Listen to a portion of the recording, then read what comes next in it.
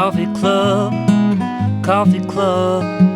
Grind your beans and grab your favorite mug. It's Ollie, Morgan, George, and Gus. It's them boys from Coffee Club. Boys from Coffee Club. Hello, everybody. Welcome back to the Coffee Club podcast for episode 149. First off, this one's a bit it's not really that overdue. I guess technically 1 week overdue. This is our Olympics rewind. And we did take 2 weeks off, which means that in our totality, we've taken 3 weeks off, which is not that bad. Not that bad. Today, unfortunately, the three of us are not together. I think it'd be really nice to do this together. I guess we'll hopefully get to do more of a season recap together, I suppose.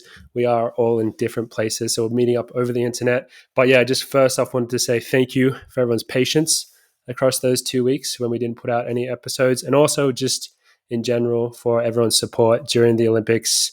I think most of us were trying to stay off our phones, and not always. Sorry, bad joke. But we got so much positivity. There was some negativity, which I'm sure we'll talk about at some point in this episode, but there was so much positivity across the from all the different fans out there and stuff, even though the three of us admittedly did not race, or the games did not turn out for the three of us as we would have liked. But so first off, once again, thank you to the fans for that. And we're going to start off with a little check-in, a little round table. I'm just going to go quickly off because mine's the most simple. Back up in St. Moritz, training with Cinta. I'm unsure about what races I'm doing because I haven't gotten into any of the Diamond League races yet. And then also I actually got a bit sick post-Olympics, so I'm coming back from that right now. So I'm uncertain, but I'm just here training in St. Moritz. Ollie's also in Switzerland. What are you up to, Ollie? Yeah, so I was in Italy for a week with my family after the Olympics, and then I got back into Zurich on the 17th, and then got a nice little train, picked up some action burgers on the way. Shout out Jordan Donnelly on that hookup. Such a good burger place. For a 2-hour train ride to Lausanne, where I'll be running my first race post-Olympics, which I am excited about. And then I'll be heading back to the US the next morning, like straight away, going straight back. And then I just got confirmed for Zurich, 1,500 meters, which is massive, and then Diamond League final, then break. But I'm in Lausanne right now. I requested Stewie McSwain as a roommate, so if he walks in through the door, we might get a special guest. But I'm in Lausanne. It's beautiful weather here, and I'm excited. Hell yeah. Lovely to hear it. George, where are you? You're outside. Hello, everybody. George is currently in Porto, in Portugal. It's I'm on Europe tour post Olympics. Have not run a step since the race, including a cool down, which was entirely impossible. And we're just on a healing the gooch journey. So what have we been there? I think it's been 2 weeks. And yeah, spent a nice few days in Bordeaux with my family post Olympics, and then I've just done a week in Spain. Now I got a week in Portugal, and then heading to Sardinia next for a week, and then where are we going? Malta and Amsterdam to finish the European tour. So got a few weeks left, and yeah, just trying to rest the body up and enjoy Europe while we're here. Jeez. That ain't too bad. What date do you get back to the US then? Something started early September. I'm actually not 100% sure. I need to crunch some numbers. But early September. Actually, shout out Porto. I just some guy was just walking down the road today, and we had a coffee club fan stop me on the street. So shout out to Dan Squires, who stopped me for a selfie on the street in Porto. That was pretty sweet. And I told him that we were recording this afternoon, so that an episode was finally coming. So yeah, thanks again, everyone, for holding out a couple of weeks. I have an obscure coffee club fan moment that I would like to talk about as well, now that you bring one up from the Olympics. So I got drug tested after my race, and I do the drug test. I think it was a PB, by the way, no big deal. And I'm walking out, and there's the guy who's kind of at the front desk who's just checking. He's like checking things off, like he's clearly kind of like manager type person there. Like he's not actually doing the test, but he's kind of overseeing everything. And he gives me a very friendly look, and I look at him, and he's very familiar, but I don't know where from. And he says, "Oh, hey Morgan," like he knows my name. And so I'm like, "Oh, interesting." And then the next day, I walk out, no big deal. The next day, I'm sitting outside there when Sinter's getting drug tested, and he comes up to me and introduces himself. And I don't know if you guys remember this, but when we did the Gus plushie drop, there was one fan who made it onto our Instagram because they missed out on the drop because their child was being born. And I remember. This was the fan. That was the guy. That was the guy. And I asked him, I was like, wow, that's so random. Like that I got tests and stuff. Like, is it actually random? Like, who you guys pick? And he's like, no, I picked you. And I was like, oh, that's cool. Well, he said he didn't just. I think they don't just like pick anyone. He said, I picked you because you haven't been tested in the last 6 months. I was like, okay, that's a valid reason. But he actually like got to pick me. If that makes sense. He got to that's the most obscure fan interaction we might ever get. Did you watch your pee? How's baby doing? Unfortunately, we didn't. That would be next level if he happened to be the one that had to watch me pee. Maybe that was my. That's interesting. Speaking of coffee, dude, the coffee scene in Porto / the brunch scene. I feel like this would remind me of like. I haven't been to Melbourne, but it feels like Melbourne brunch culture. Every like second place on the street is a brunch place. Oh yeah, I just sent you like 2 videos right before we started the pod. You would freaking have loved this coffee place this morning, dude. I'll have to have a look. But top few cities I've been to in Europe, I think, in the first couple of days in Porto. It's like amazing here. The food and coffee scene is unreal. Plus, there's coffee club fans apparently. I think he was American though. I'm pretty sure this dude was American. So maybe it's like not a Portuguese Squires fan, is a Portuguese last name, but still counts. Anyway, yeah, it was still nice. Especially after like I'm like not in any. I don't look like a runner at all at the moment, and I'm just like walking down the street with my big hat on. I don't even know how to recognize him. I saw the picture. He said, yeah, that one. He said he saw my calves and my own shoes. So that's George Beamish. Yeah, textbook. That's how it went. Dead giveaway. Well, so it's been, as I said, 2 weeks, I think, since the Olympics, or maybe a little bit less.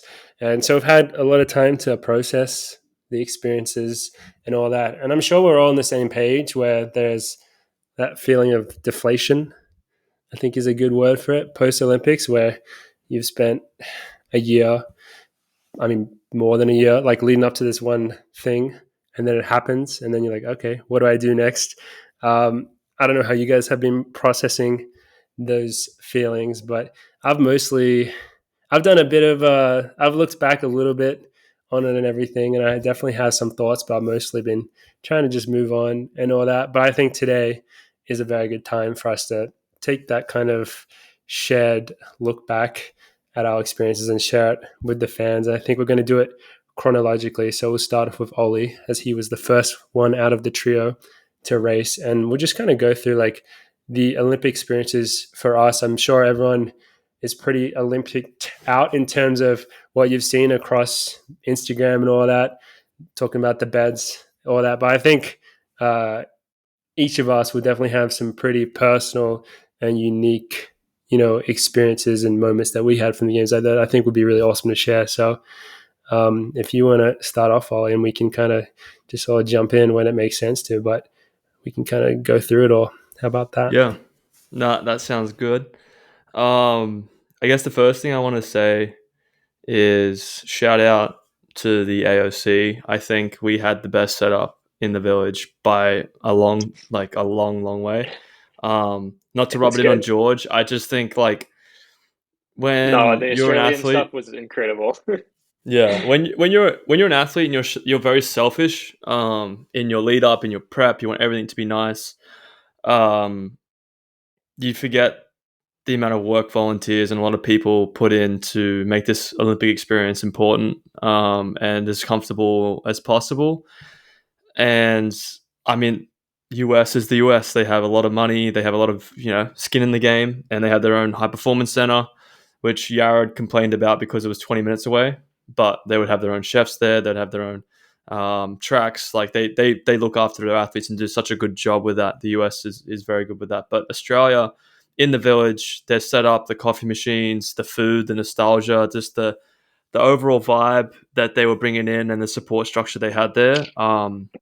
It was incredible. So I wanted to thank them a lot for that. Not just like, yeah, going beyond with that stuff was pretty unreal. And Sorry, can I then just jump in and just second that? And just one thing that I said during the games, which was just an interesting like kind of thought, was I was like, isn't it weird that we're in Paris, but it feels like you're in Australia? I'm sure it was more similar for you, George. Like it doesn't feel when you're in the village, it doesn't feel like you're in Paris, but and you probably felt like you were more like in New Zealand, George. But for us, like Australia, they did such a good job at making it feel like you were in Australia, and it was a really nice feeling. So yeah, I just second everything you just said and want to say thanks as well. yeah, it was incredible. Yeah, for me, leading into the first heat, I definitely felt way more tired than I thought I would. I think the emotional toll of the games kind of crept in on me again before the heat, but I was still very confident, very positive. The heat that we were in was quite tough because I mean I had my other two teammates in it, and that's something that you kind of sometimes dread. Like you don't want to be in a situation where you're racing against your teammates for 6 spots, and there's that's half the spots there. That's kind of tough when you know how good and talented they are as well. Um, but yeah, I was a bit tired. I didn't sleep great. My roommate, and it's not his fault in any way, shape, or form, but he was a walker, so he was up at 4 a.m.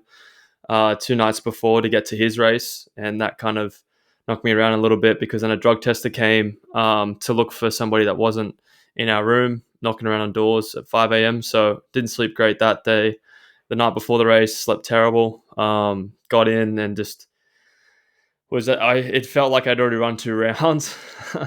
But like my body felt good. It responded well to the warm up, to the pre-meet stuff.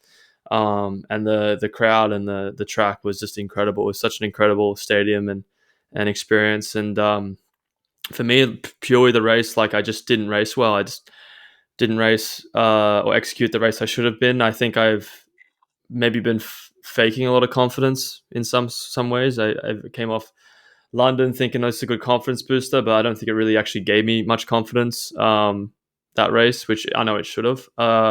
But going through that race for me mentally, I got in a good position.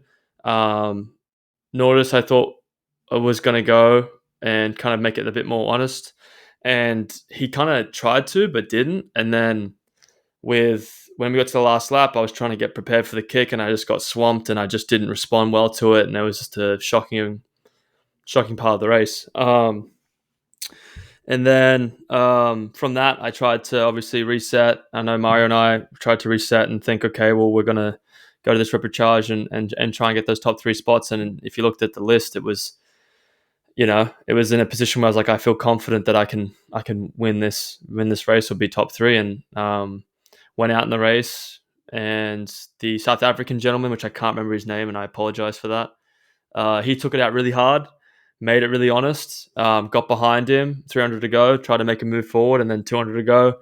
An Italian guy just absolutely just smoked me, ran 3:32, and I just stumbled across the line 5th, I think, and that was it. That was my Olympics over. And obviously 2 weeks later, I got really good chats with my family, some mates, and my brother in particular. And I think we had to reassess like what constitutes a successful season, And besides a lot of things that kind of happened to me in the games, particularly with some negative stuff that I'll talk with a bit later on social media, more or less, like I think a lot of my family and my brother were very, very concerned that I wasn't going to be able to make the Olympic Games, let alone compete in it. So, to be able to go and compete at the Olympic Games and prepare for it, and to go out there and race and try and give it the best possible shot you can. And I definitely walked away from the repechage disappointed, disheartened, and very, very sad, and felt like I could do better, but I didn't feel guilty about what the effort I put out there. So that was something that I thought was a positive. That yeah, it wasn't my races. I didn't race well, but I didn't feel like I did a disservice to myself, and that was something that I had to take away, which took some time. Definitely because I was definitely beating myself up about it for a good few days afterwards. But I had to come to that realization that that's the best I could do, and if that's the case, it doesn't make me any less of an athlete. There's a great quote that my brother and I were talking about, that like you can do everything right, tick all the boxes, and you can still lose, and that's not weakness, that's just life, and you got to take what you can out of it. And um, I definitely felt like this is just, my brother and I were joking around. It's character building. It's all character building. Like this is just all character building. It's all buffering for the next story ahead, and that's the way my mentality is going to go. I'm fortunate that I am healthy. I'm still running, and I've got some really exciting races coming up, and I'm going to try and perform the best I possibly can and keep building my momentum and keep getting better. And that's just the way that my Olympics went. And I just wanted to shout out to my family and friends that went and watched, all the Coffee Club fans that went and watched and supported. When it comes to the social media stuff, after the heat, I I had been using Instagram to like direct message people, particularly people that I don't have their number for, that were in the village. Some mates that like Curtis Marshall and the Paul Vaughan, and even Stewie and some other mates that don't have the actual mobile number, and I was using messages for that. And I made the mistake of, I mean, I was getting comments on my posts as well, that were kind of hurtful, but I made the mistake of looking at those messages, and they were quite hurtful, and just quite demeaning. And I think that was just kind of shitty. I tried to brush it off and not focus on it, but I think when you're at a emotionally vulnerable place like what the Olympic Games can put you in, me not obviously making it to the semi, I was in a very emotional low, not a very very high opinion of myself, and then you get those messages, it kind of dents the armor a little bit, and it gets into you and it gets under your skin. After the reportage, I thought, oh well, I think I'll be okay. I don't think I'll receive any other messages. Fortunately, I did, and I just wanted to make it clear that the messages were not from track fans.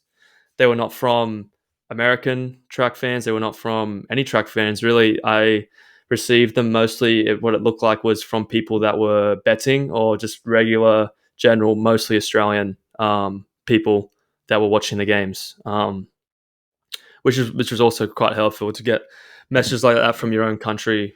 It was, yeah, it wasn't ideal. But the nice thing was not that's a nice thing, but the thing that I took away from it is these people that didn't understand the sport, don't know me, don't know what it's like to be a track and field fan. They're just people that have turned on the Olympics, and for some reason think that they have an opinion to blast me for my performances. So I spoke to my mum about it and my dad, because I felt very vulnerable at the time. And my mum just said, just get off it until the end of the season.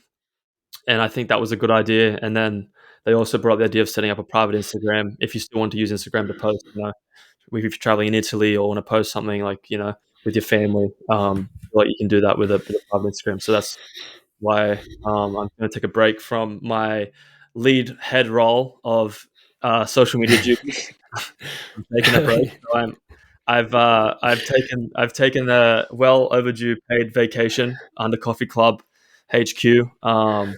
I know Tom's going to be just monitoring my profile. I would actually Well, also look like what's to really happened. thank. Look what's happened once. As soon as Tom got the job, we lost the Instagram.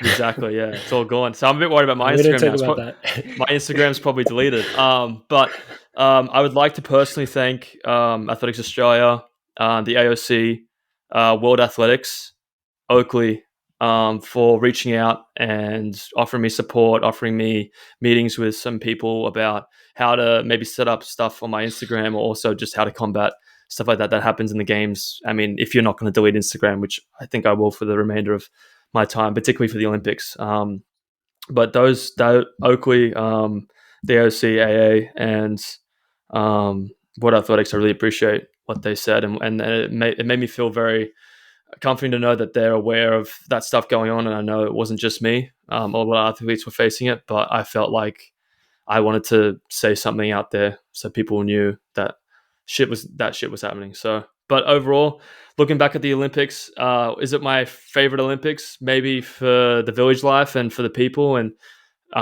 for the amazing experience that I got from outside of that stuff. But competition wise, obviously not great. But that's okay because another 4 years we're going to be going to LA and we're going to go crush it. So I'm going to stay in the position that I'm just going to keep getting better and just want to stay happy and healthy. And that's the plan from this Olympics. Is what I've learned is just to stay happy and stay healthy and keep trying to get better, keep going. So yeah, that's my update. Thanks, Yeah, bro. man. Well, you got anything? Well, how was Oakley? Did you meet? Wait, who's the biggest Oakley athlete? Mbappe. Mbappe. I didn't meet him though. He was a I wax. feel like he wasn't picture. Yeah. I saw the picture. It was a wax sculpture, but no, I didn't. They said a few top big guys were around. I didn't get to meet many of them. I met a lot of low track guys, and the Oakley house was insanely cool. So shout out to Oakley. That was a pretty epic experience. I mean, just to mention, and then I'll obviously give you guys the rain. But coolest thing was to see Novak Djokovic in the village and Van Aert in the village. And Van Aert, I look back at it now, Morgan. You should have got a photo with him. I feel like that was a missed opportunity, man. I think we should have just been awkward about it. Me too. I didn't get a picture with him, but I got a picture of Yared and him together. And they're both Well, very famous. No, I was taking the picture, but it was a good picture nonetheless. So I'm happy with that. I was at that coffee place. Well, you guys probably never went because you had good coffee, but at Costa Coffee, which I mean, it was drinkable, but it was pretty bad. Apparently, it's worse than Starbucks in the UK. That's what it is. It's below Starbucks in the UK. But I was there, right, and next to me in line was Remco, and wow, but I was too nervous to ask for a photo. I think it was the day before. Sick picture. The day before the road race, so later on in the week. They only came in. I regret right before. I regret not getting it. So I was too nervous. As part of my Olympic experience, the only people that I really fanboyed over hard were the cyclists, and I got to see the Australian cyclists a lot, the day before as well.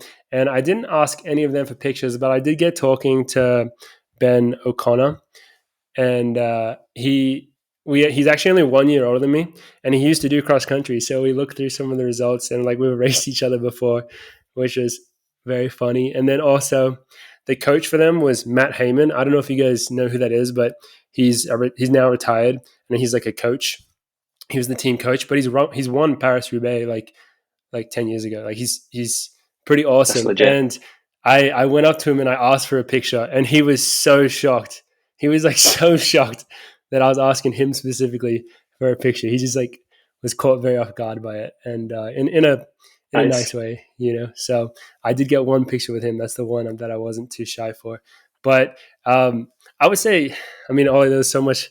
That the one downside of us doing this kind of recap thing, as we mentioned earlier, is it's really hard to jump in when we're doing this on the internet with the delay. Yeah, questions, anyone? There's questions. Moments that we could expand on so well there, and I think in terms of specifically the races themselves and the reaction from them, obviously I had a very similar takeaway myself, and I think there's really nothing else you can do in terms of it's all about getting back on the horse as quick as you can and just learning and growing from them. That's all we really do every day in this sport. It's easy when things are going well, but when things aren't going well, all you can do is try and evolve and get better. And it sounds like you've really switched on to that. And it's awesome that you had the family, in particular your brother, around to help you kind of get to that place, because I know your brother is really good for that, and he always has good perspective and you respect him a lot. So you take those words to heart. So that's good to hear. Yeah, the social media stuff was really shitty to see. I think it just kind of shows and this is not a positive really, but it shows the level that you're at, because I think, up to this point, if you're small enough, no one's going to send you those types of messages.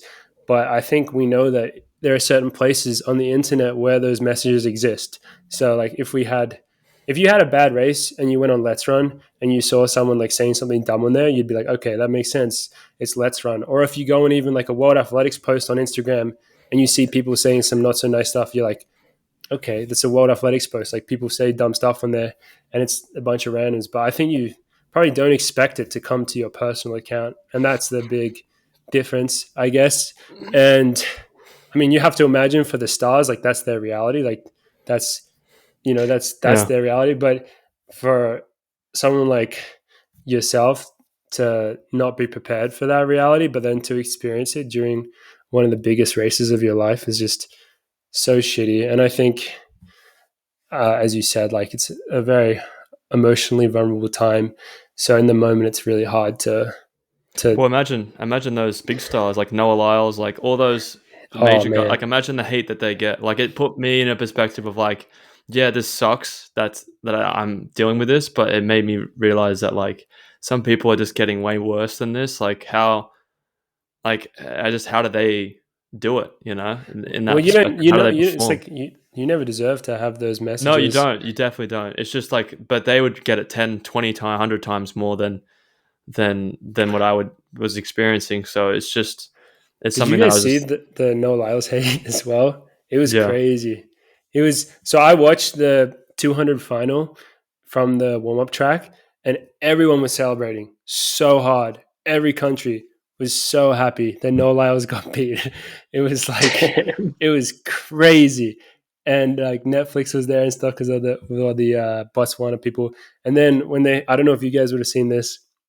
I think someone just told me about this. I didn't even see it myself.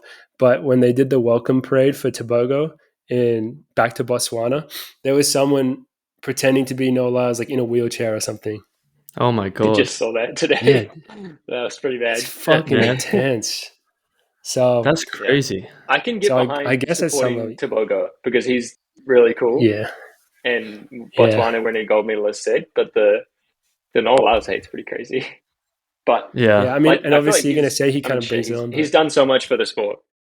He does, but he also he probably deserves all the praise he's getting too for putting the sport in the spotlight a little bit. I love that he just attacks the NBA constantly. Yeah, he's still doing that, which I'm like impressed with. He's doubled down on it. He's standing by it. He's literally standing by it, and I respect that. Yeah, but the normal Americans hate him so much for that because I still see comments about that.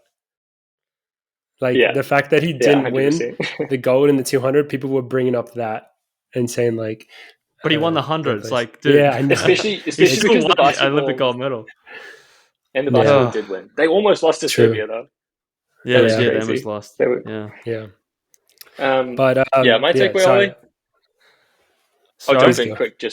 I probably got one, maybe just like one question, but yeah, I mean, that was shitty to see, and I was, sad for you for the Olympics especially because that was starting off the Olympics and there was a lot of I kept thinking the heat with you, Mario and Jared is something that if it all went really well, it would have been really cool to look back on and be like, oh yeah, all three of us in the same heat getting through, but that is such a tough position to be in.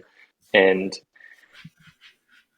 yeah, nothing's given in the sport. We know this. No. Dude, Jared was fifth in that heat. Jared was fifth in that heat, dude. Like, he could have maybe been distracted or lazy at some point, thinking, "Oh, I'll get through here," and then all of a sudden, two people dip him and he's out. He's in the repechage. An extra race.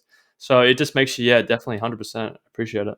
Yeah, and feel like, I mean, shit, you don't have to have even started thinking about it, or you might not. Maybe you'll spend the next 4 years trying to deciding, but like, have you?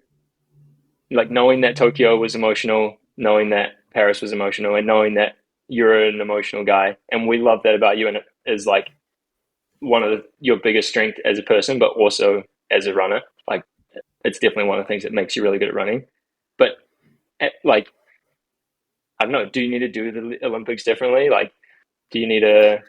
Yeah, shit. You don't have to think about it, but like, the village is emotional. Those first few days in the village were like, holy shit, this is so overwhelming. Yeah. Like, do you need to next time, 4 years from now, your third Olympics, like not be in the village?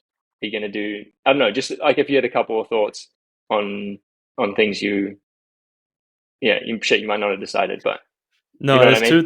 there's two things that I've realized after being able to go to my second Olympics, which is also just like so cool. I got to do two.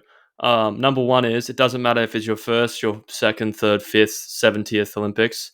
You're still going to have the same. It's not going to change. You're still going to have that same pressure, that same feeling, and that same overwhelmness that comes with the Olympic Games. So that's not going to change, and I can't expect myself to think that I'm going to change because I've been to multiple Olympics. It's just not how that works. You're going to be nervous. You're going to be ready, and you're going to be dealing with a lot of those external pressures. I think personally, after the situation I felt with the rooming, with the beds, which I thought the beds were fine. I didn't have any issues with the beds, but in general, just being in a bigger space, even maybe a living room where you can kind of hang out. There wasn't really any of that situation. It was like the downstairs area, but even down there, the Olympics is on. People are cheering, they're yelling, people are coming back with medals. There's that kind of environment, which is great to be a part of, but also can cause, a bit of overwhelming feelings. I'd probably look at maybe staying out of the village if I made a third Olympics. But I would come into the village at times, obviously, and be part of the team and enjoy that stuff. But I think, particularly, just looking back on it, yeah, having maybe my own, like having your own room, like as a professional athlete, competing at the Olympic Games and you want to go and compete for a medal, and if you're at that level, I don't think it's a really bad thing to think, oh, I should go to get a hotel and get my own room. Grant Fisher did that. He won 2 medals. And I think you would, if you ask him, like, what were the factors that you think helped you at the Olympic Games? I guarantee you for him, having his own room, having that space, that quiet space, even though he was able to get in and out maybe, I think that was probably valuable. And I know not everyone can do that. It's expensive as hell, and I'm sure Nike helped him with it. But is it something that I might be looking at in 4 years' time that would be better for me as just the type of person I am? 100%. But for me now, like Joe Klecker always says, all eyes are on Rome or whatever, Tokyo. All roads lead to Rome. All roads lead to Tokyo. All eyes lead to Rome. Like a saying. But yeah, like I'm going to focus on Tokyo, and I want to keep progressing as an athlete. And the nice thing is, if you look at our sport, people in the next year they're gonna go into the races, and there's going to be new people that are coming up doing crazy well. It's going to be the same people that are doing crazy well, but it's just an ever changing sport. There's always going to be the next race, and that's what I'm going to be focusing on, is just being able to keep progressing, keep getting better. And every year I've been able to do that. So I'm hoping to do that for the rest of the season. But I have thought about it, George, and that's maybe what I'll look at doing for LA. I'm hoping On will just have some big fucking mansion house that we can all just stay at, and then just like have our usual routine, and then we just go on for the Olympics, But we'll see. Pretty sweet. We'll start work on that. No, Yeah. I thought about that Solid as well. I was a bit jealous of some of the people who got to, because I was in the village for a while as well, like 6 days going into the race, and I think I was okay with it. But it's like for people, not everyone may would understand, but like the way the rooms worked, all of them are slightly different. But for example, my room, and I think Ollie's was the same. It's like there's 8 people in like a little apartment thing, and so for us, there's like 8 dudes, right? And we're all competing at different times. 2 bathrooms. Dude, our place was a bit messy, I will say. But we're all competing at different times. People are getting done with their competitions like before you, all this stuff. Like it is pretty hectic to be in that environment. It's a very different environment from our normal environment that we're used to around races. And I think there's so many good things about it. You get to meet so many new people, or you get to catch up with old friends. You get to be part of the team. Like that's so amazing. But there are definitely some things that can be a bit challenging with it as well. So I think, yeah, like Ollie mentioned, Grant did. Did you guys hear that Grant also came up to St. Moritz in between? Yeah, I need to get the. I heard he missed his private jet though. Apparently, Mario Nike was chartered a saying private jet, dude, and he missed. I don't think it's possible to miss a private jet. That's what I said. It's private. That's the whole thing. You can't miss it. They're waiting for you. I don't think you can miss it. That's what I was wondering. No, and so I think we got to get to the bottom of that rumor, because when he said that was my exact response. I was like, yeah, but that sounds crazy and expensive. It worked at USA's, going back to Park City. So I guess he was just doing he was just repeating the recipe. Yeah, that's true. Worked pretty well. I think it. Yeah, I think there's congrats something to to be him. said about that. Yeah, congrats Yeah. to him. Yeah, but yeah. Am I next? Well, do you think we should just quickly just give a shout to Yard while we're on the 1500? I mean, the 1500, as everyone knew it was going to be, was an amazing, exciting event. The final was absolute madness, and our boy Yard. Wow, I think, as Ollie mentioned, he got a bit of a scare in the heats, and then after that, he was not Locked fucking in. It's around. incredible. He was locked in. He looked so good after that. Led the whole semi, made it to the final, was locked in, got it done. He ran it, I mean, perfectly. Had probably the best, or the second best, but probably the best race of his life to grab a bronze, very close to a silver, and so close even to Cole for the gold. I don't know. Shout out to Cole for coming through and winning one of the best 1500 meters ever. I shed a tear for Jakob. Jakob, I think, ran. I don't think Jakob. I think he ran what he thought was like the best race for him to do well, and it just turns out that now that event is so good that there's three guys that can stick with you at that pace and outkick you at the end. So I was sad he didn't get rewarded for giving it such a good effort, but everyone else put in the same effort and came out on top, and that's how it goes. So yeah, Josh Kerr coming second. That was pretty. I mean, I guess he was probably the favorite by the end, honestly. So I think they he were all was. in the middle. It was such a great event. So and also It shout out lived to up to the Mario hype. as well. It lived up to the hype for sure. Shout out to Mario. Mario had a pretty tough season, didn't make it through as well, and he's ended his season as well. I'm sure you guys follow him on Instagram and seen it. So our thoughts are with him. He just needs to take some time off and to recover as well, just like many of us, and he'll be Go to back his on wheat top as field. well. He'll be back on top as well. So yeah,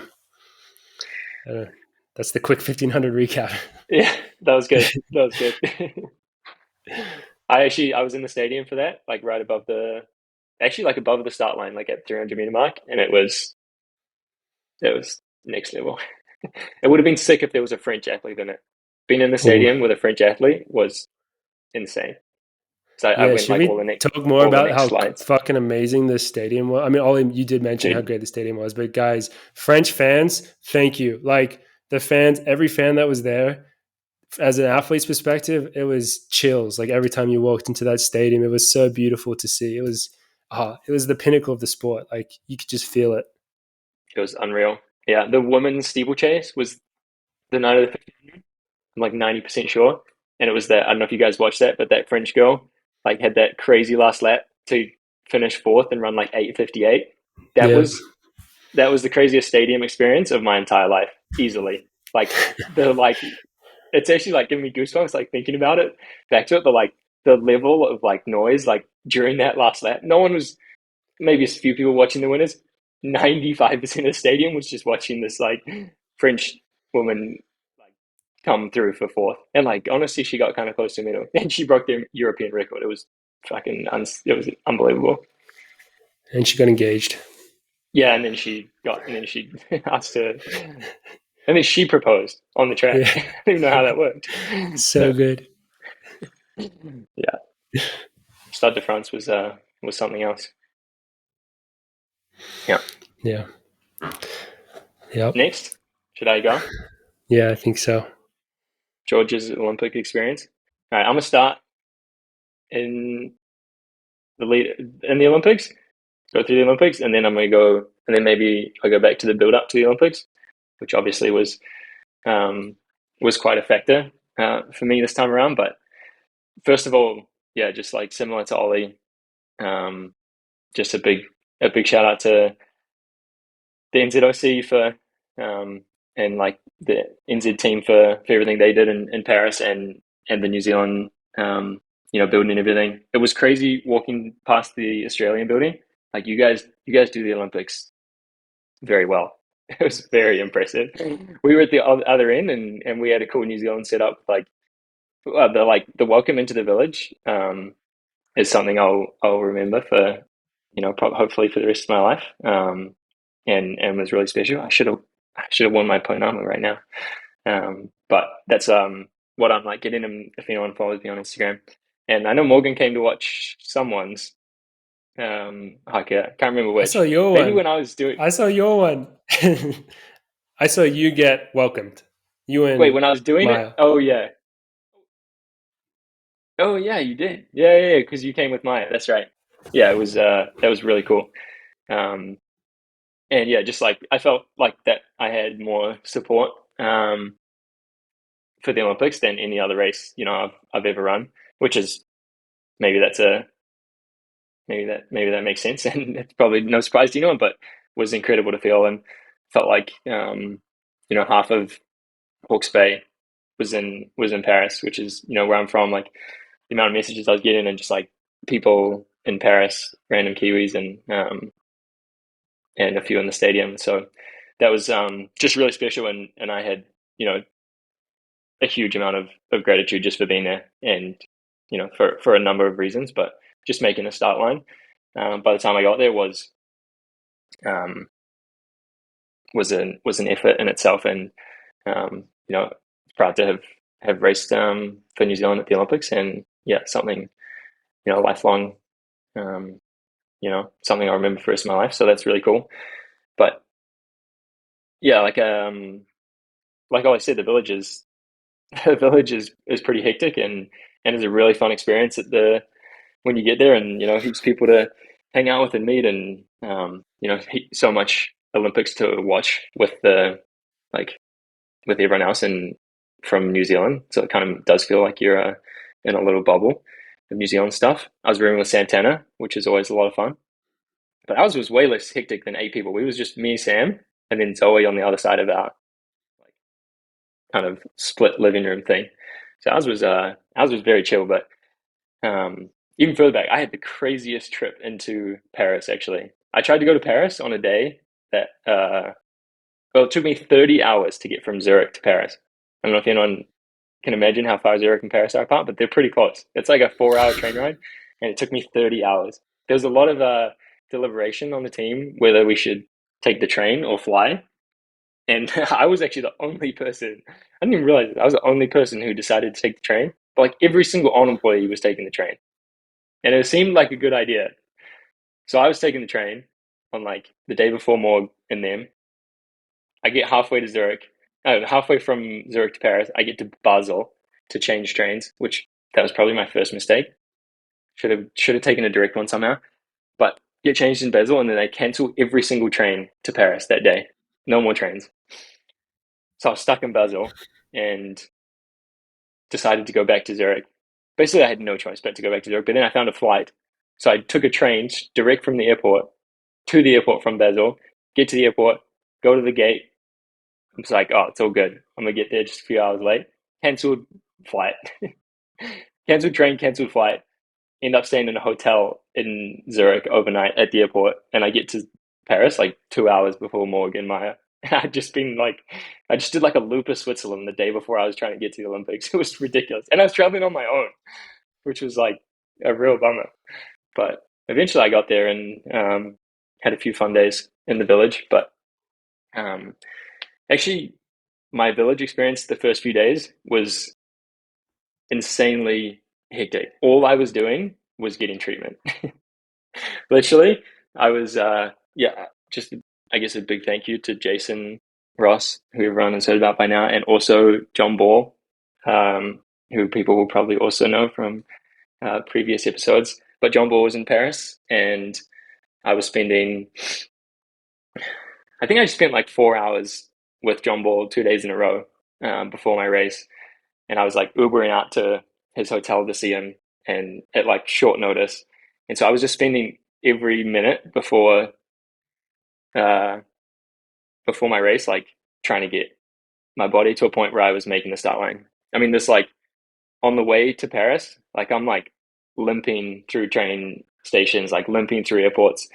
It was I was just in a lot of pain pretty much constantly for the last um, 6 weeks, and I guess now 8 weeks because it's been another two. But um, and that made it a little like that was a bit of a bummer in the lead up to my race in terms of like, I was trying to get my hair cut in the village. I was trying to do the village stuff, like go hang out. And I was just like on the treatment table all day, every day. I've still got scars actually. It was, dude, John Ball was going ham on my hips slash back. I had like, Sam never sent it to me, but Tanner took a photo of my like back and hips, like after I got back from a John Ball session, and it was next level. One day we'll get that from Sam, but he never sent it to me. But I mean, it was helping. Like I was running on the treadmill with John Ball, as you do, as Morgan knows, and like I'm happy running through pain. I was doing it for a long time, and I was happy to do it as to get to the Olympics. But like mechanically, it was so difficult, and so that was like what was helping with John Ball. Just kind of trying to get myself through a few days of running in the lead up to the race. And I'll try not to talk about too much about that before the race. I'll get to that after. But yeah, like I knew I'd raced in Paris at the Diamond League. Obviously, you guys know my body was in not good shape then, and I was able to race then. So, I was going into the race still confident that I had, hopefully some fitness from pretty much May. Like I was in the best shape of my life. At the start of the year, probably, obviously the season was going great indoors, and the first couple of months outdoors, like April through May, I was in really good shape, and just was hoping that would had held on a little bit, and I'd landed in Heat 3 again with Germa for the second year in a row, same as Budapest, and which is normally a pretty simple equation. Like he's always going to go earlier than anyone else. Normally, like Budapest, it was 1200, maybe a mile, that he made a move, and I was expecting something pretty similar this year. And yeah, man, I was going into the Olympics ranked 6th in the world, and really excited to race still. And I was just trying to treat it like any other race and act like my body was in a good place. And it was slow. It was so slow. It was easily the slowest first. I think it was like 3:0. It was either like 2:58, 2:59, or like 3 minutes to the first K, which like I've never done before. Like I don't. It's kind of a bummer I don't get to run tactical steeples really ever, like USA's or basically only national champs. So that's kind of crazy feeling, but it also was kind of nice, because running fast was really painful, and yeah, it was pretty comfy the first K, apart from landing in my water jumps were, I don't know if anyone was looking that closely, but my water jumps were very bad and very painful. Like I just couldn't, my body just like wouldn't allow me to like land, and just like, I don't know, just going over the water jump was terrible, for a variety of reasons. Also, I hadn't been able to practice a water jump for 2 months, which probably didn't help. And yeah, at exactly 1200, I just followed Germa at the back. Like I went off a line in like last place, assuming Germa would do the same, and he did. Sat at the back with Germa for a while, and at exactly 3 laps to go, he just hit the front and hammered the last 3 laps. And yeah, and I tried to like follow him around the outside and get on the back of the front pack, which is where I'm pretty comfortable normally.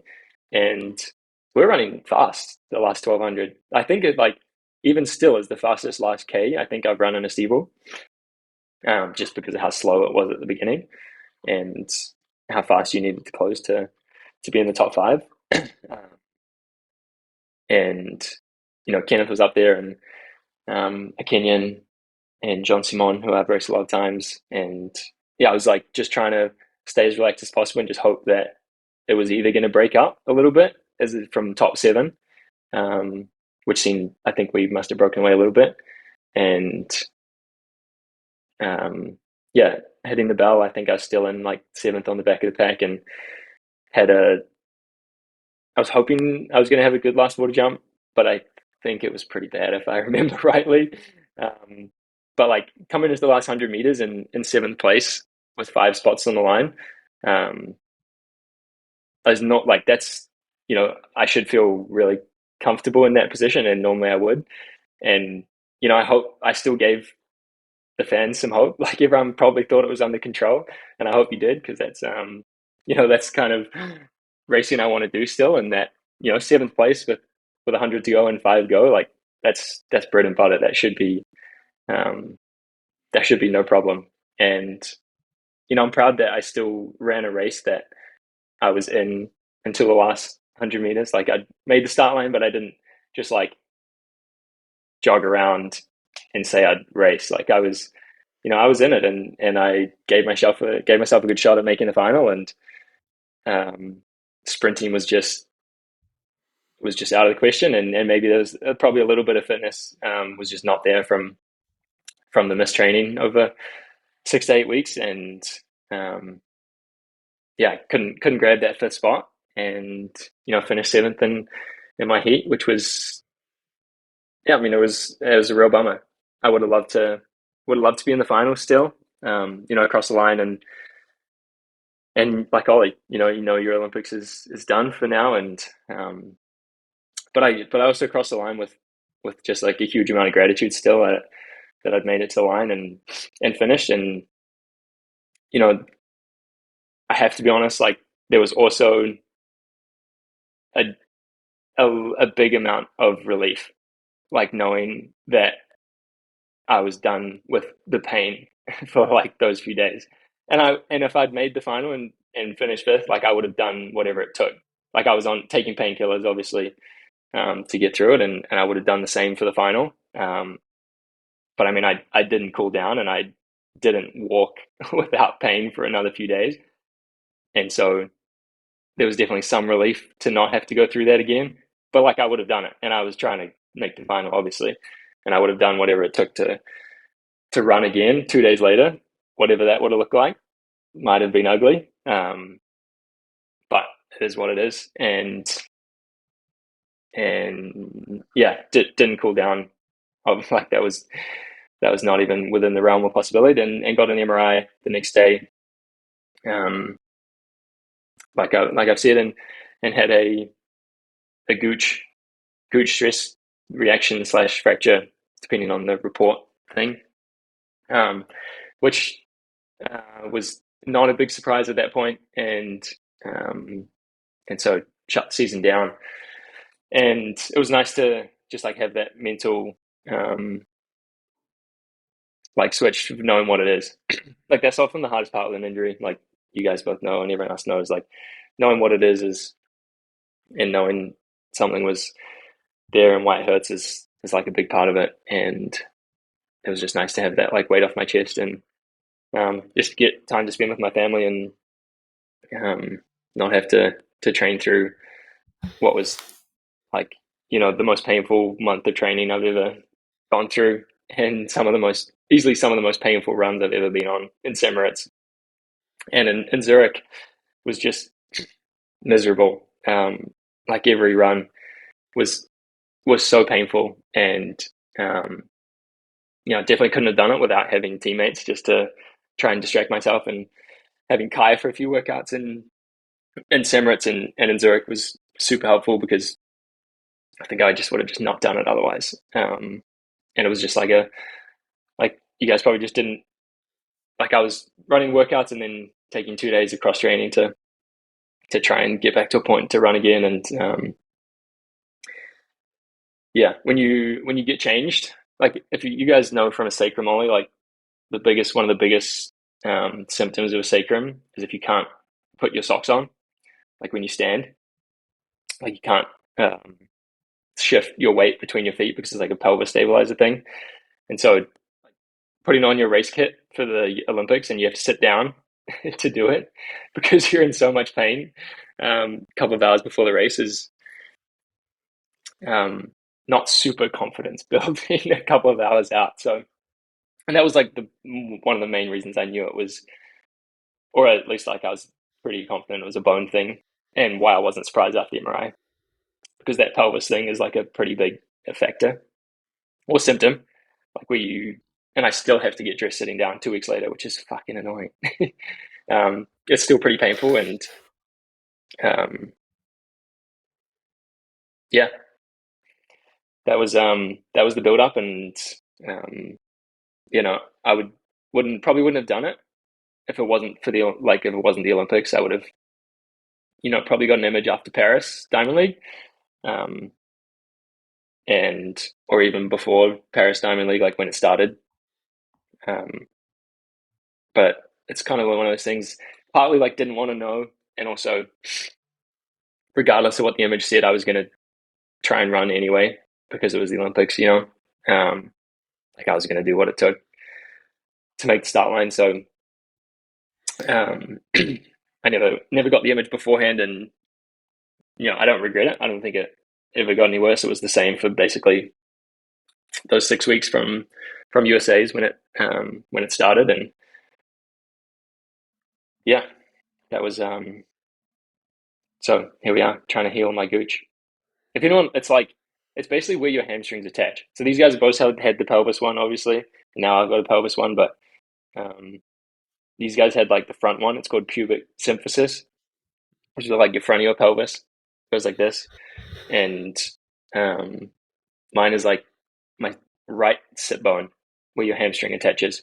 For anyone that wants to imagine it, it's like the hamstring and adductors, and like maybe they like attach to this like sit bone, and so they just like tug on it. So it's kind of like a traction stress reaction fracture thing.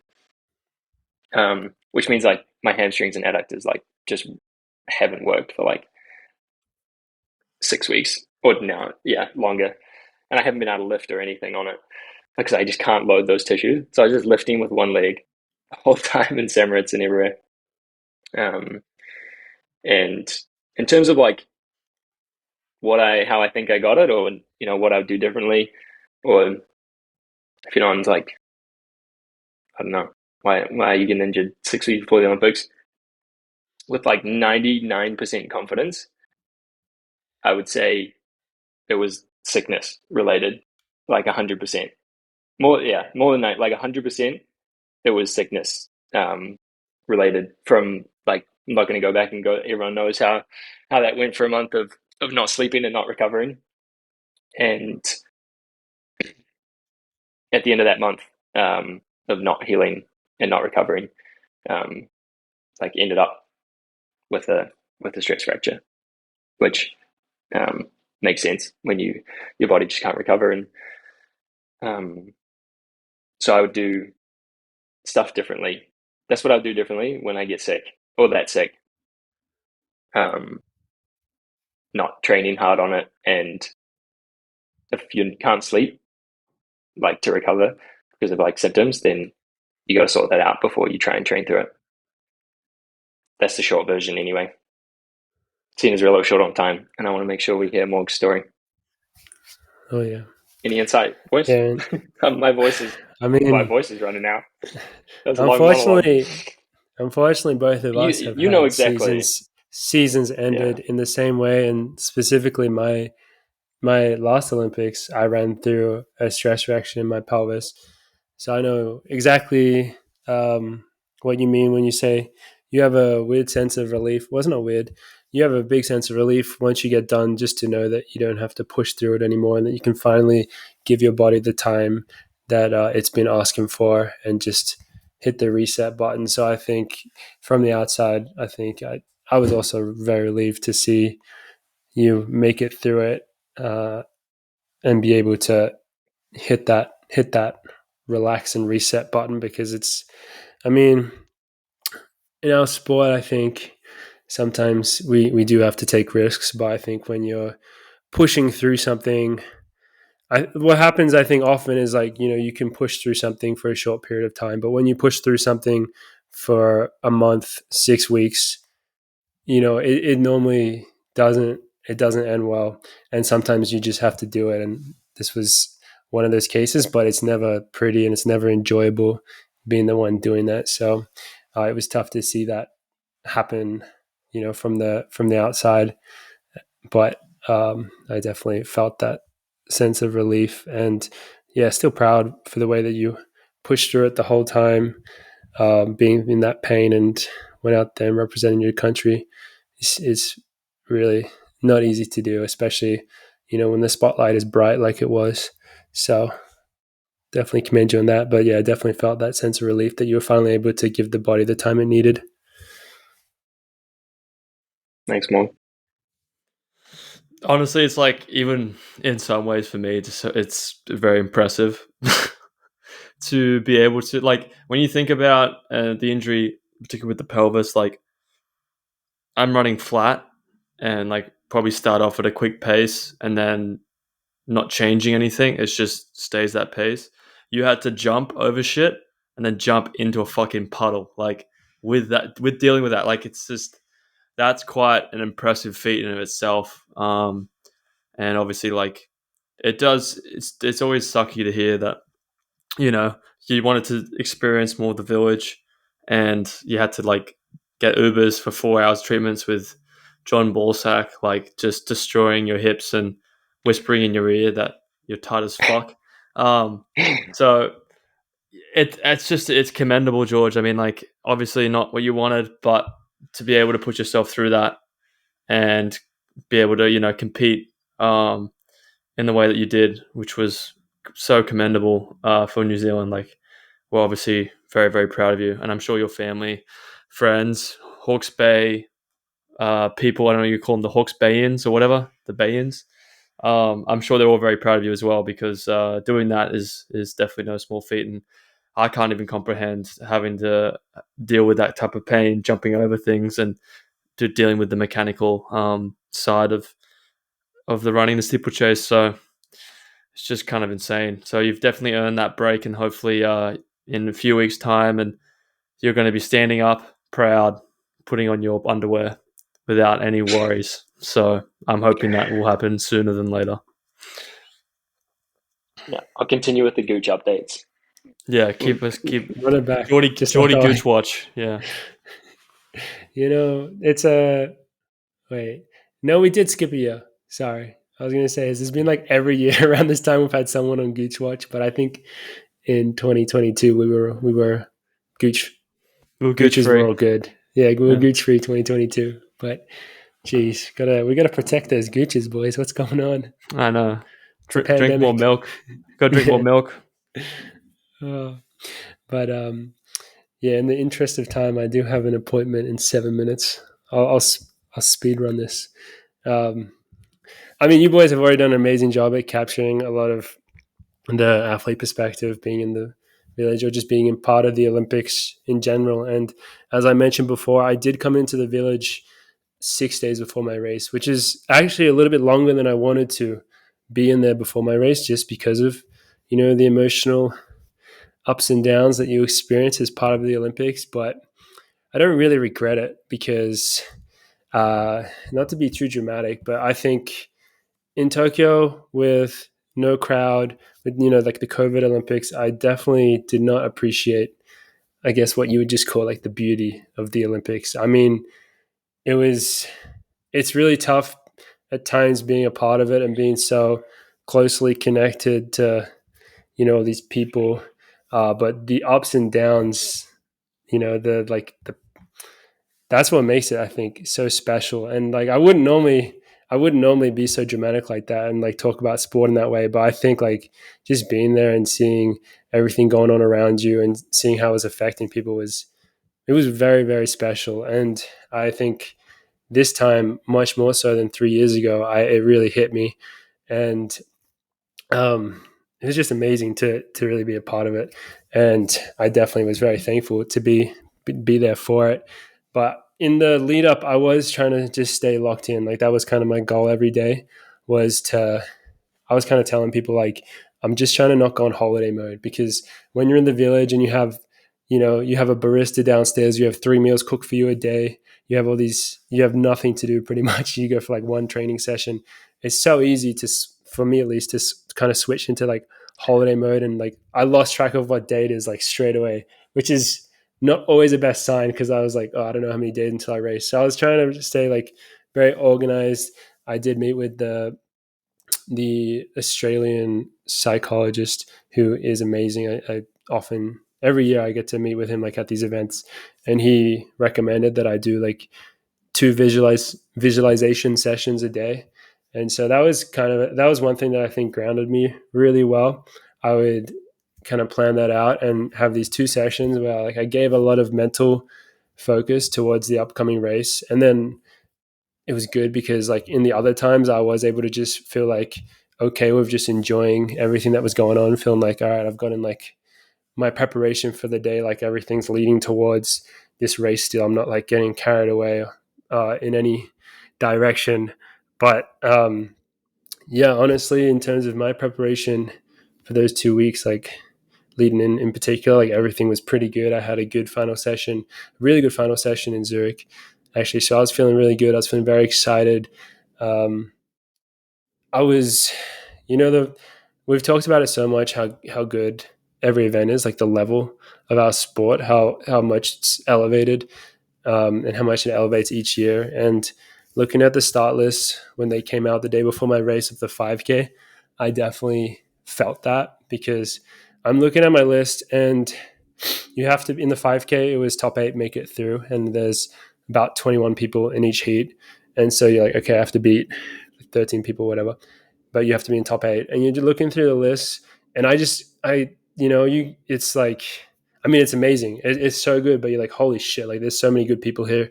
And, on paper, everyone always looks better. That's not how it doesn't always play out like that in the actual race. But I knew I had to run really, really well, really, really, really well if I was going to qualify. But I was confident because, I ran 13 flat 2 months ago, and I've honestly just had amazing training since then. So, and I thought that the race would actually suit me. I wasn't sure exactly how it would play out, but I thought it would suit me. Just, being like a championship style race, I thought people would do like some silly stuff and I'd be able to kind of just like stay calm and just really get ready for the last lap. But the last K in particular, I was, looking through old videos, and in the 5K, if you want to make it in the championship race, like your last K is going to be really quick. There's no getting around that. So that's what I was mentally prepared for. And before getting out there, we were watching. I don't know if it's the same for you guys, but like you could see the other races kind of on TVs they had around, and we just see the absolute carnage that was heat 1 of the 5K. I'm not sure if the people at home remember, but there were multiple falls. I think about 5 or 6 people went down in the end, and like really good people. And I was like, holy shit, like what's about to happen? And this did bring up, like after the race, reflecting back on it, I think a lot of people were really happy to not have time qualifiers in the 5K, but this is maybe the potential downside, is that it will lead to more slow races, which, yeah, when everyone's so good and so bunched up, this shit is just going to happen. And I think when we have more time, we can probably talk more about the amount of people getting put through, because it was, in my opinion, just ridiculous how many people 22, were wasn't put it? through. 22 total. The final 6 extra people, I think, got put through. And it was just ridiculous because I'm like, some of these people are causing the falls. Like, if no one's getting DQ'd, but 6 people are getting put through, like, it's not like I was just like, I wasn't going to get that mad about it, but I thought it was a bit ridiculous. I thought it was ridiculous. It's ridiculous. I agree. I 100% agree. It's ridiculous. We can talk You more can't about put that 6 another people time. through and then say, oh, no one was at fault. Somebody caused the fall. You have to DQ them or not put them through. Yeah, exactly. It's So, just insane. And then some people didn't get put through that should have been put through. Like that yeah, whole thing was just kind of crazy. But yeah. anyway, So we'll talk about that for more. another But time. For another time. my race, similar to the first heat, went out very slow. I think around a 3-minute first K type vibe. But luckily, my race got going a bit earlier than the first heat. I mean, everyone was still in it, but just after halfway, I think it was Biniam, the young Ethiopian stud, went to the front and started running a good pace. I think like 62s, like something that felt like, all right, this is like 5K pace. And Jakob was doing Jakob things, I think he started at the back. I'm not certain. But he kind of moved up like around this time, moved to the front. And then with 2 laps to go was when the pace really started feeling like it was like ramping up a lot. And I was sitting in a spot where I was definitely I was too far back, like watching it back. But at the time, I felt really comfortable because I could still see the leaders, like, and I could see the leaders. I felt good there. I was on the inside, and I could see all these people making these kind of crazy moves, like on the outside, trying to move up and get in position, like with on the second to last lap. And my thought process during this whole time, all the way into the last 100, was like, just stay on the inside and just run as fast as you can, making sure that you have a fast last 100. That was how I thought my best path to qualifying was. I've seen it before where people waste energy by going too early with the moves or going like too wide when there's just so many people in it. And yeah, looking back at the video, I think I was too far back to really do what I wanted to do in the end. But at the time, that's just how like I was looking at it. And I was happy with that. And I think in our race, I think this was the only fall, just with 100 to go, Abdi went down really, really hard. I don't think he's okay. I think he actually got injured pretty bad from this. So I hope he heals up fine. But he went down. The fall didn't actually like affect me at all because I was able to go on the inside of it. But it just added another layer of chaos. And I went for in the last 100, and I was definitely catching like the front guys. That's who I was keying off. And then I crossed the line. And this was just the most devastating thing is like, I thought I was in the top 8 when I finished. I'm pretty sure I was in the top 8, but I hadn't noticed that there was like 3 guys kicking really hard, like in lane 3 or 4, like pretty wide. And so then, the names roll up on the screen and I see that I was in 9th, and I was just like, I was so annoyed and disappointed. I was really annoyed at myself for not knowing that those people were there. And I was like, for a little bit, I was like, oh, if I had known they were there, then I would have been top 8. But that annoyance went away when I did watch a replay of it. And those guys that ended up like 6th, 7th, 8th were definitely kicking like quicker than I was. Like, they were really good. So I was like, okay, well, I don't think it actually made a difference that I didn't have that awareness. But yeah, that feeling of like thinking that I made it through and then not making it through definitely did suck. And I went through similar to these guys, like some, there's all these emotions, disappointment. But I've said this so many times at this point, but with the 5K, with every event, you just need to get better. I looked through the list of the people that beat me, and I was like, okay, all these people are really, really fucking good. Like, no one beat me that was like a 13:10 guy or something like that. Like, I'm pretty sure everyone that beat me was like, all right, these people are really, really legit. Like, the guy that was in 8th place was, what's his name? Yehune, the guy who paced Oslo 5K and then still stayed in the race and ran 12:50. Like, that's the guy who came 8th in front of me. So I was like, well, like, they're very good. So I just need to continue to train and get better, and then I'll be able to compete with them. You see, the top guys make it look easy, and that's like frustrating sometimes, like Jakob or like a Grant. Like, it's like, how do they always make it look easy? I think the answer is just being really, really good. So healthy for years, consistent, turning up and just competing. Like, I think this is the first year where you've actually been like healthy. Yeah. Like you've had little issues along the way, but you've been mostly healthy. You haven't had any major injury or major setback in training. You've been mostly healthy.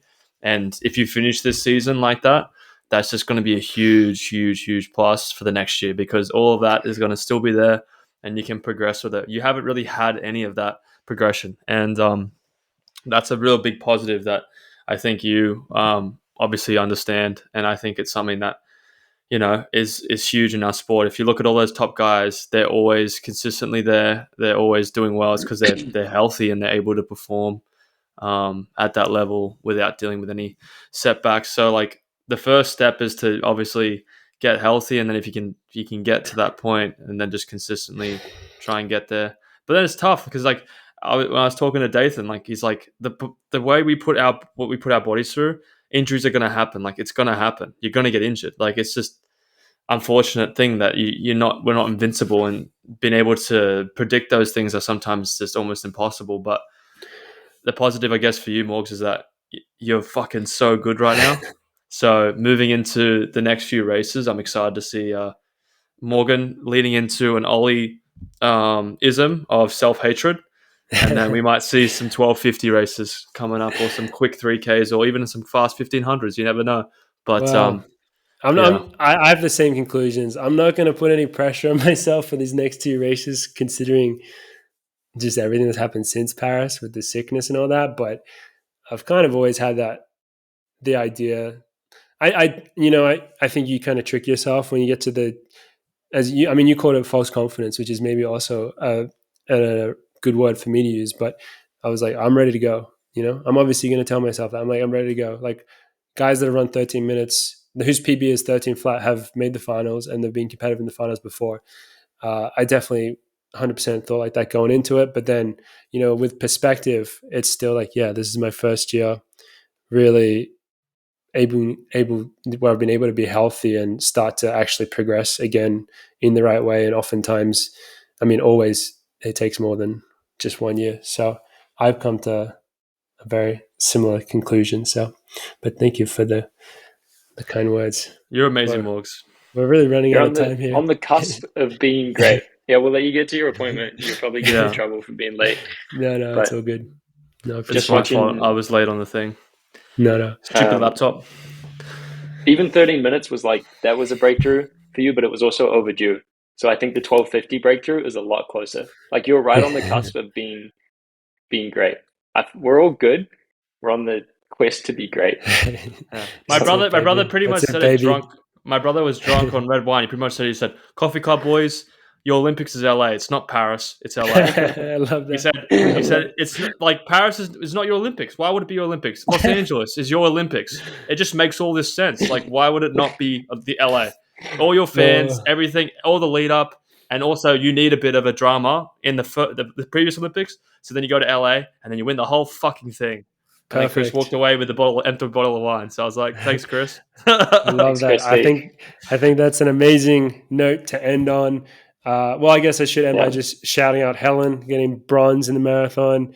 Just all our other teammates. Cinta making it through to the semis, going through repechage, having 3 amazing races in 3 days, ending with a national record 3:58, and also our new teammate Maya bettering her New Zealand national record, making it to the semis in her first one, which is absolutely amazing. Hopefully we can have all our teammates on in the next couple of months to share their own stories from it. But just, shout out to the team. And once again, thank you everyone for the support during these times, even though the races didn't go exactly how we wanted.